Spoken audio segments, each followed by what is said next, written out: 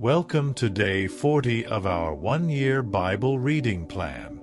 Today, we continue our journey through Exodus 36 and 37, and Matthew 26 verses 57 to 75.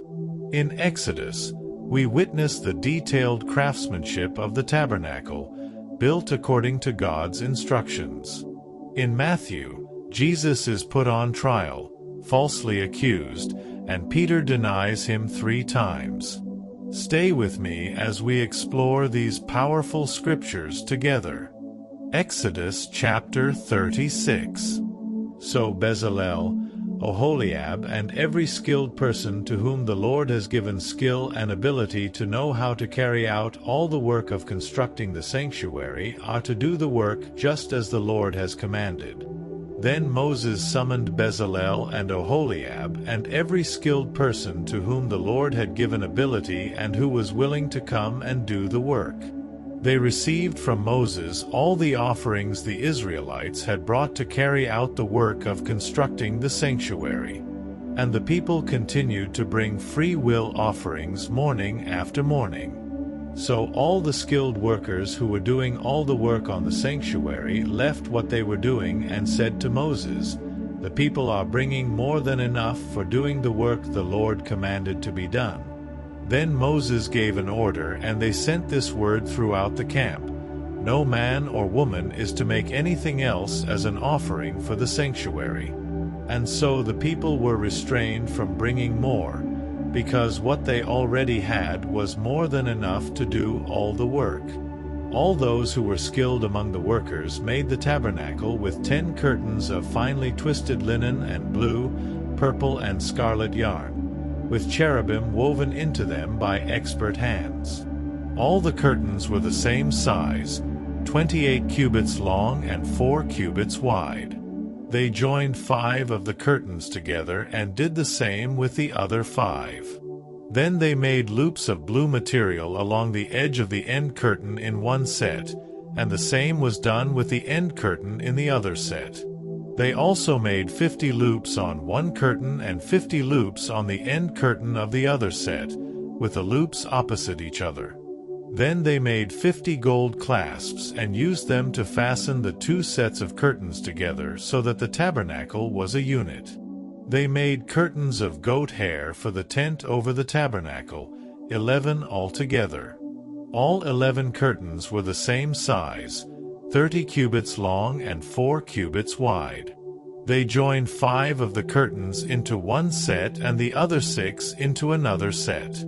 Then they made 50 loops along the edge of the end curtain in one set and also along the edge of the end curtain in the other set. They made 50 bronze clasps to fasten the tent together as a unit.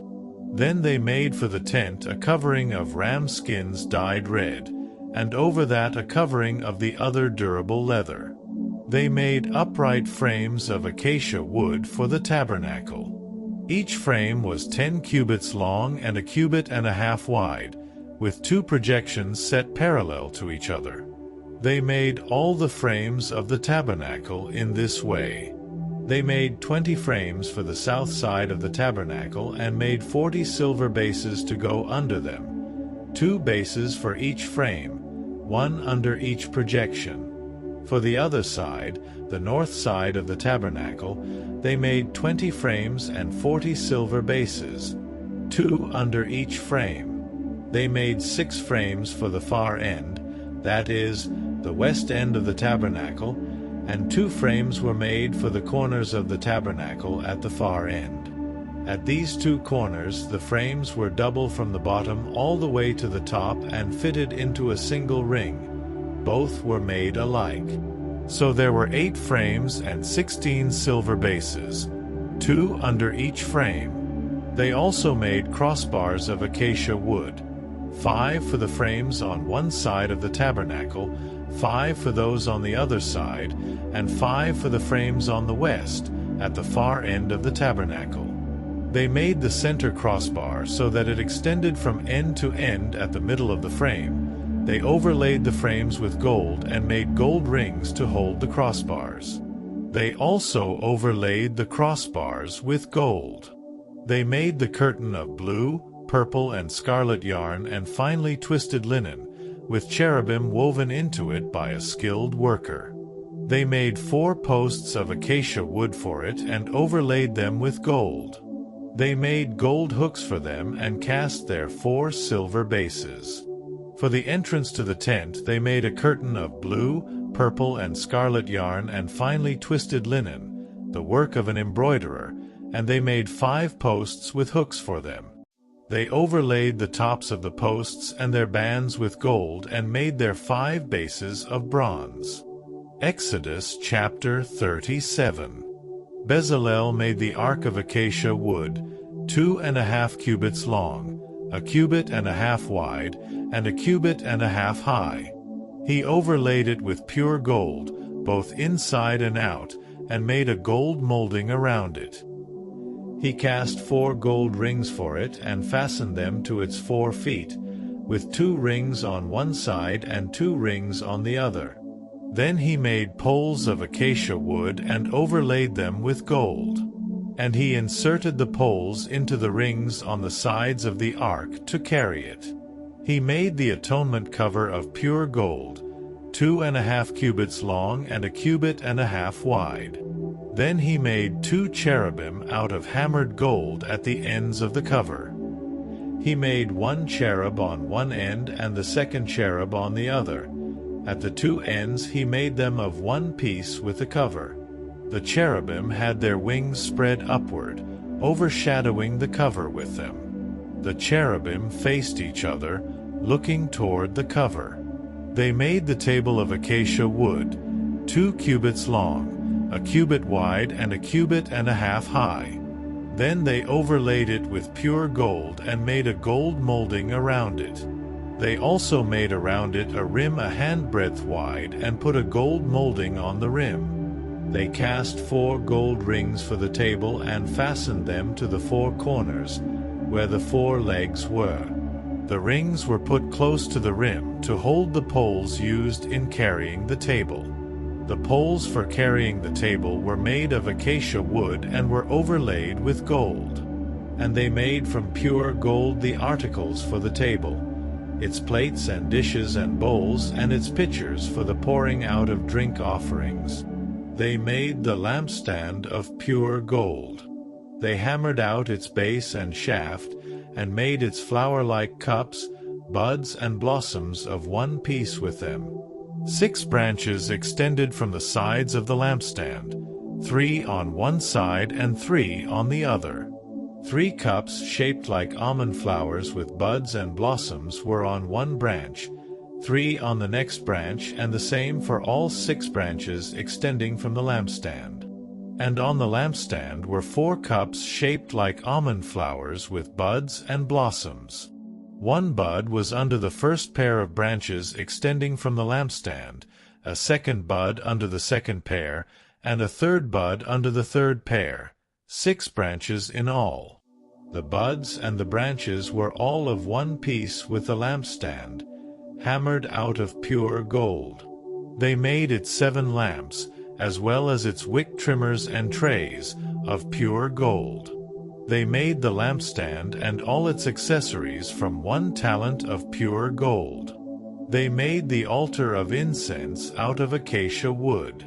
It was square, 1 cubit long and 1 cubit wide and 2 cubits high, its horns of one piece with it. They overlaid the top and all the sides and the horns with pure gold, and made a gold molding around it. They made 2 gold rings below the molding, 2 on each of the opposite sides, to hold the poles used to carry it. They made the poles of acacia wood and overlaid them with gold. They also made the sacred anointing oil and the pure, fragrant incense, the work of a perfumer. Matthew chapter 26, 57-75. Those who had arrested Jesus took him to Caiaphas the high priest, where the teachers of the law and the elders had assembled. But Peter followed him at a distance, right up to the courtyard of the high priest. He entered and sat down with the guards to see the outcome. The chief priests and the whole Sanhedrin were looking for false evidence against Jesus so that they could put him to death. But they did not find any, though many false witnesses came forward. Finally 2 came forward and declared, "This fellow said, 'I am able to destroy the temple of God and rebuild it in 3 days.'" Then the high priest stood up and said to Jesus, "Are you not going to answer? What is this testimony that these men are bringing against you?" But Jesus remained silent. The high priest said to him, "I charge you under oath by the living God. Tell us if you are the Messiah, the Son of God." "You have said so," Jesus replied. "But I say to all of you, from now on you will see the Son of Man sitting at the right hand of the Mighty One and coming on the clouds of heaven." Then the high priest tore his clothes and said, "He has spoken blasphemy. Why do we need any more witnesses? Look, now you have heard the blasphemy. What do you think?" "He is worthy of death," they answered. Then they spit in his face and struck him with their fists. Others slapped him and said, "Prophesy to us, Messiah. Who hit you?" Now Peter was sitting out in the courtyard, and a servant girl came to him. "You also were with Jesus of Galilee," she said. But he denied it before them all. "I don't know what you're talking about," he said. Then he went out to the gateway, where another servant girl saw him and said to the people there, "This fellow was with Jesus of Nazareth." He denied it again with an oath, "I don't know the man." After a little while, those standing there went up to Peter and said, "Surely you are one of them. Your accent gives you away." Then he began to call down curses, and he swore to them, "I don't know the man." Immediately a rooster crowed. Then Peter remembered the word Jesus had spoken, "Before the rooster crows, you will disown me 3 times." And he went outside and wept bitterly. What a powerful reading today! The dedication of the Israelites in building the tabernacle reminds us to give our best to God, while Peter's denial challenges us to stand firm in our faith. Let's strive to remain faithful in both small and big moments of our lives. Don't forget to like, comment, and subscribe to stay on track with our daily Bible readings. See you tomorrow.